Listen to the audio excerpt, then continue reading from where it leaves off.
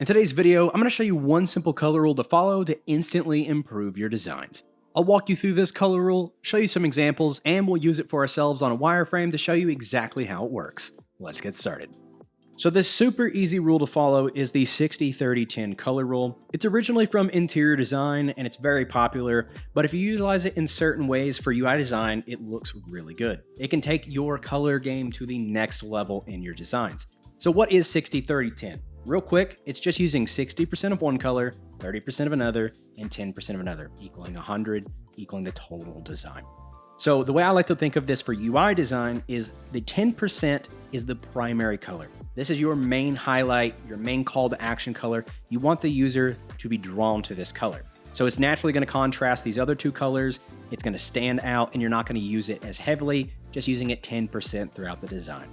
The next one I like to call the secondary color because it's secondary to this one.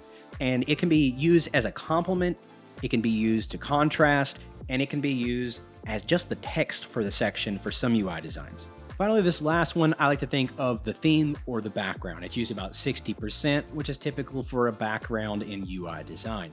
So this could have multiple shades of white for a light theme or black for a dark theme.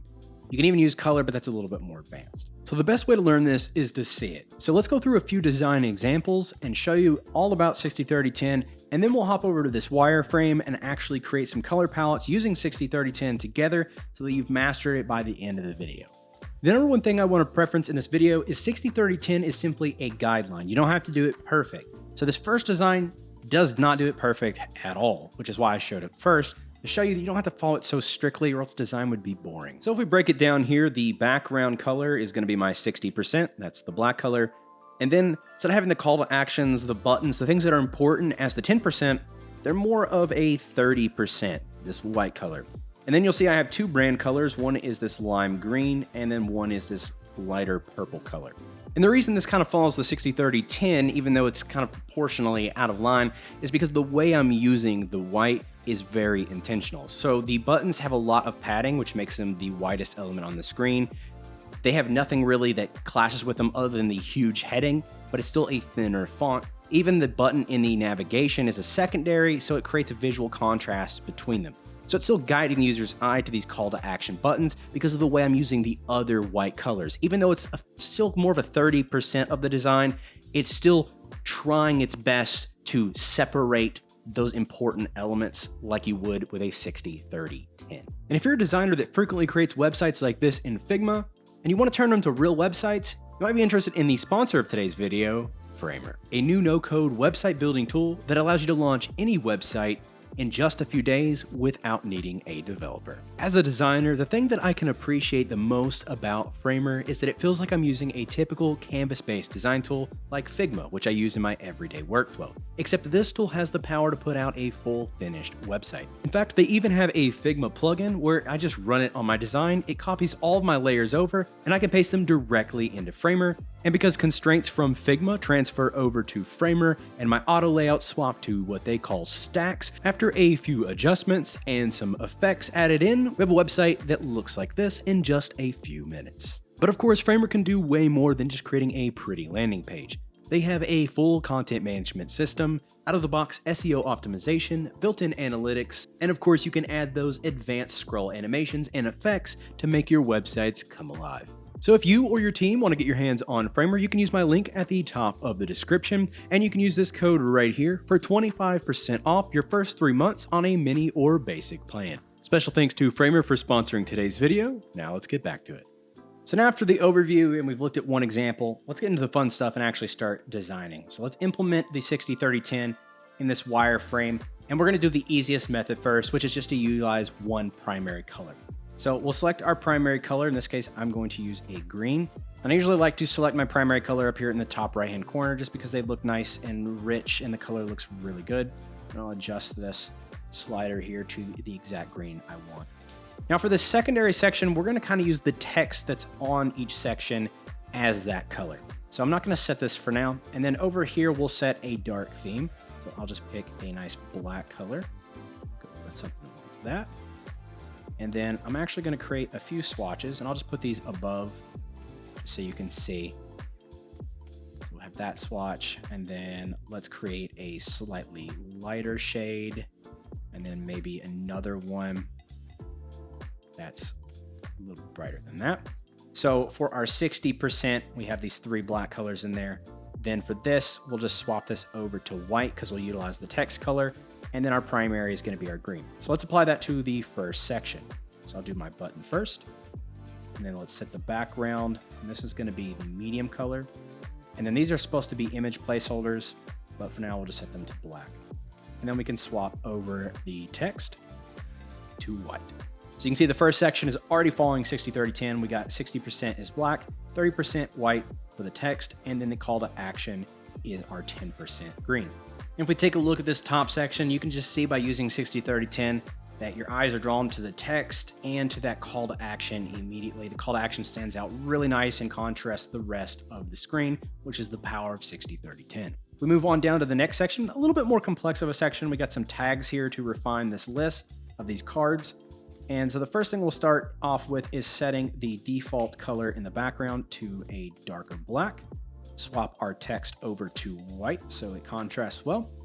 And then for this one, you can utilize our green color to show that this is the popular one is selected. I personally don't like to do that just because this is not going to take you to another screen like this button is. So I like to keep it different. So I'll just use a lighter color of the gray. So I'll use this lightest color one for this one. And then for these other two, I'll use the darker shade, which is this medium color one. Then we'll update our text over to the white. And then for these cards, we'll utilize the same color we are here as the unselected ones and update our text to white. So for this section, we're not following 60-30-10 perfectly. Most of the color is from the background and the card color. That's black, so that's about 60%, and then maybe 40% or so with the white. So if we wanted to incorporate our primary color, one thing that's pretty easy to do is just add the first card here as our green, and then we'll update the text to black to make it stand out. You'll see a lot of designs do this. These cards are selectable and they do take you to a different screen. So it just kind of breaks up the flow of the design and makes it look nice. So we'll just go with that. And then for this last section, you could even go crazy and mix it up and go with that green as the background. So now we can kind of adjust what we're utilizing as the 10%. We'll get a little creative with it. We'll go with a white button that contrasts on that green nice. And then our black text is making up our 30%. So real quickly, we already have a design following 60-30-10. And you can see how nice these sections look just by using color. We don't have any images in here, nothing's finalized. Just by using color, it's already starting to come together with 60-30-10. Finally, with this one, to really drive this point home, let's jack it up a little bit. Let's absolutely break 60-30-10 and show you what a terrible design could look like. Let's set all of the cards to green. Of course, we'll update the text because we're not that bad of designers. We know that we need to change the contrast, but you can tell that it's unbalanced now. There's too much green for the call to actions. It just doesn't look as good. But we'll go a step further and we'll add these 2 rectangles as green so that it looks even more off. So if I throw in the other one right beside it and kind of zoom out a little bit here, you can see that the one on the left, your eyes are guided to the green. They're guided to this call to action section. They're guided to this card or to this call to action button.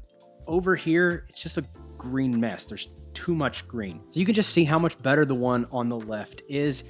It just looks more balanced, which is what the 60-30-10 provides. It's less chaos for the user's eyes. They know where the call to action buttons are. The design's much easier to navigate, making it a better user experience. I even think this button might need to look black just to make it look even nicer. Yeah, I like the black button better. But you can just see the difference visually that a more balanced design with 60-30-10 looks.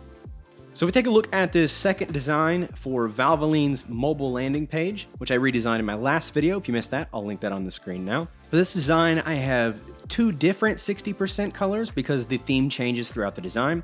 So for here in the top few sections, I'm using white as the background. Red will be the obvious 10%. It's drawing your eyes to those call to action. And you can say the black text throughout the design is the 30%. You can see down here in this section, the palette completely changes. The background is now a 60% of this blue color. And I don't really have any main primary call to action here. These are just kind of tertiary buttons. But if I were to extend this section down, you would see this button would probably need to swap over to a white button with black text. And by doing that, it's still 10%, so it's contrasting well, and it still draws your eye and says, hey, this is the primary call to action button.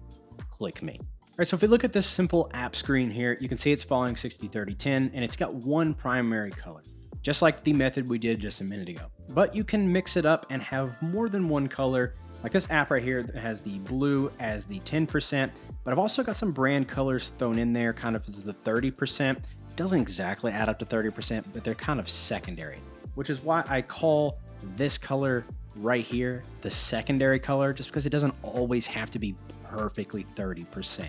As long as you have your 10% and your 60% kind of laid out good, this can be 30%, could be 1%, 6%. It doesn't really matter. It's a secondary color. So that's the creative freedom I like to do with 60-30-10 in UI design. I don't like to say this one has to be perfectly 30 all the time. So speaking of that, let's update our color palette for another brand color to make it just a little bit more advanced. But let's also have a purple color. So I'm going to select my green color. Then in HSB, which just stands for hue, saturation, and brightness, it's just a better way to select colors than using the default hex. Without going into too much detail on this, if you keep the saturation and brightness similar to the green color, you change the hue to a purple, we have a nice purple that pairs well with the green. Because of the saturation and brightness being similar, they look really good together and they look like they are consistent and they belong. But for this, I want to lighten it up just a little bit. So I'm just going to drag this up a little bit, but I don't want it to be too crazy because I want it to still look nice with this lime green. So now our official color palette, let's go ahead and delete this, is 60% of a black theme. Then we've got our 30% or secondary colors, and then we have our primary 10% green. I'm going to copy this purple, and we can add this in a few different places.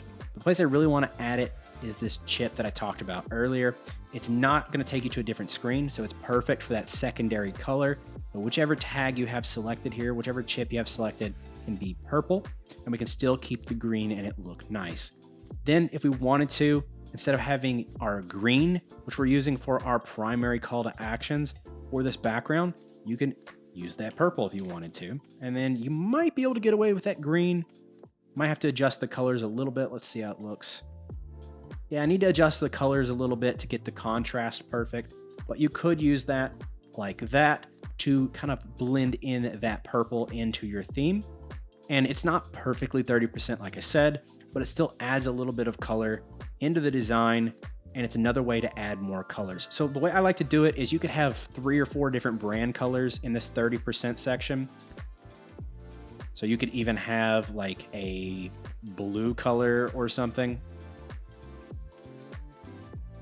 And you would just use it more sparingly throughout the design, similar to this example where these other brand colors like the green and the orange are used throughout, more selective. So it's a bit more complex and takes a little bit more experience to get kind of the right amount of these colors down, but kind of using the 60-30-10 color rule, it makes it a little easier. And one final thing, good tip for getting the contrast just right, because this text doesn't look great on purple and this green doesn't look the best. So you might want to swap this over to like a black button. But one good thing you could do is use the plugin Stark, and this can help you check your contrast to make sure that it meets all of the standards so that your apps are super accessible. So you see, I want to adjust this purple, maybe make it a lighter color so that the black text contrasts a little bit more. And I might want to go with just like a black button so that it contrasts on that purple really nice. So if I select the black, you can see it's passing AA and AAA standards. But we're not gonna go too much into Stark. That's just another tool you can utilize when you're working with color. So we can take a look at our 3 designs here. We've got the one in the middle, single color, nice and balanced. The one on the right's all over the place. It's too much green, just doesn't look good. And this over here just has a little bit of purple thrown in, not too much. So I hope from this video you were able to understand a little bit more about color in UI design and how you can make them look a lot nicer just by following the 60-30-10 color rule and using it in your designs. That's going to do it for today's video. Special thanks to Framer for sponsoring this video. And if you'd like to check out Framer, there's a link at the top of the description. Also, don't forget to use this code for 25% off your first 3 months on a mini or basic site subscription. And here's some more videos I think you'll like. And as always, have a great day, and I'll see you in the next one.